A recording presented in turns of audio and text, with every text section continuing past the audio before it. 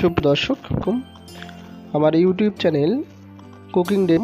তো দর্শক, আজকে আপনাদের গরুর পায়া রান্না করা দেখাবো, যেটি খেতে খুবই সুস্বাদু। আপনারা জানেন যে গরুর পায়ের অনেক উপকারিতা, যেটি আমাদের পায়ের বিভিন্ন ধরনের সমস্যা, যেমন ক্যালসিয়ামের শর্ট হলে যেটি পূরণ করে থাকে। তো আমি এখানে 2 কেজির মতো গরুর পায়া নিয়েছি। তো আমি এখানে পরিমাণ মতো লবণ, হলুদ, মরিচ গুঁড়া, জিরা, ধনিয়া গুঁড়া এগুলো দিয়ে দিচ্ছি। যাবতীয় মশলা দিয়ে আমি প্রেশার কুকারে রান্না করতে চাচ্ছি না, এর জন্য একটা ননস্টিক প্যান নিয়েছি, এখানেই রান্না করব। তো ধনিয়া গুঁড়ো দেওয়ার পর আমি এখানে বাসায় তৈরি করা আমাদের যে বিভিন্ন ধরনের মশলা দিয়ে তৈরি করেছি, এটা গরম মশলা গুঁড়া। তো এটা আমি দিয়ে দিলাম কিছু পরিমাণ। এর সাথে আমি 5 থেকে 6টা পেঁয়াজ দিয়েছি, যেটি বড় বড় করে কিউব করে কেটে দিয়েছিলাম, সেটি অ্যাড করে দিলাম। এবং এটা আমার হচ্ছে আদা এবং রসুন যেটা ব্লেন্ড করে পেস্ট করে আমি ফ্রিজে রেখেছিলাম, এজন্য গোটা গোটা দেখাচ্ছে। তো এটি দিয়ে দিলাম। তো দর্শক, গরুর পায়া সম্পর্কে উপকারিতা তো আপনারা অবশ্যই জানেন।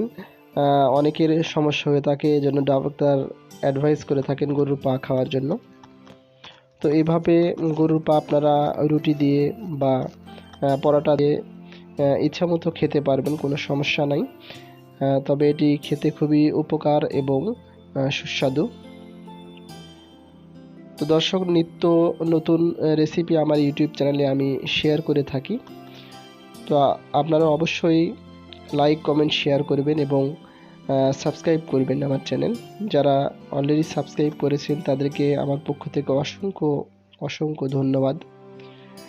আপনাদের পাশে থাকার ফলেই আমি সামনের দিকে এগিয়ে যাব এবং নতুন নতুন রেসিপি তৈরি করার জন্য উদ্বুদ্ধ হব। তো দর্শক, আমি এখানে এখন কিছু পরিমাণে পানি দিব, যেটি হালকা পরিমাণে একটু কষিয়ে নেওয়ার জন্য। আমার মশলাগুলো আমি ভালোভাবে পায়াতে মিক্সড করে আমি পানি দিয়ে এখানে কিছু সময়ের জন্য রেখে দিব। তারপরে আমি আবার একটু বেশি পানি দিয়ে এটা বয়েল করব। মোটামুটি আমি আমার পায়াটা 1 ঘন্টা 40 থেকে 2 ঘন্টার মতো প্রায় আমি এটা সিদ্ধ করব, তাহলে ব্যাস ওকে, এটি হয়ে যাবে।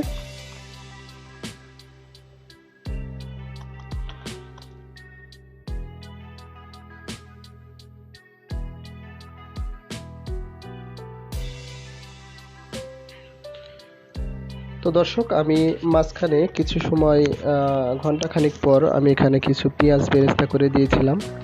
পেঁয়াজ বেরেস্তা করে দেওয়ার ফলে দেখছেন কালারটা অনেক জুসি আসছে, কালারটা অনেক সুন্দর আসছে। তো আমাদের পায়াটা প্রায় হয়ে যাওয়ার পথে।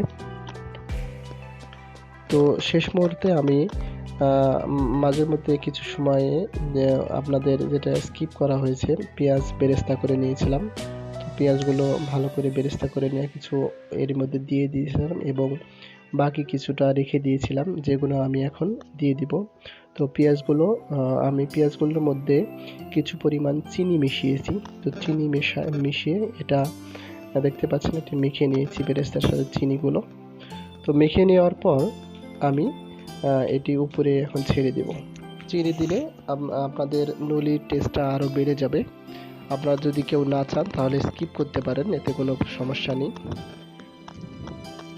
তো বেরেস্তাগুলো আমি দিয়ে দিয়েছি এবং দিয়ে দেওয়ার পর এটি হয়ে এসেছে। আপনারা যদি এটি বেশি যদি ঝোল খেতে চান, সেক্ষেত্রে পানির পরিমাণটা একটু বাড়িয়ে দিবেন। আমাদের একটু কম ঝোল খেতে চাই, এর জন্য পানির পরিমাণটা একটু কম করে নিয়েছি। আপনাদের প্রয়োজন হলে, যদি আপনাদের লোক সংখ্যা বেশি হয়ে থাকে, সেক্ষেত্রে একটু পানি বাড়িয়ে দিলে এটি সমস্যা নেই। তো শেষ মুহূর্তে আমি এখানে জাস্ট দেখতে সুন্দর লাগার জন্য আমি কয়েকটি লঙ্কা দিয়ে দিচ্ছি।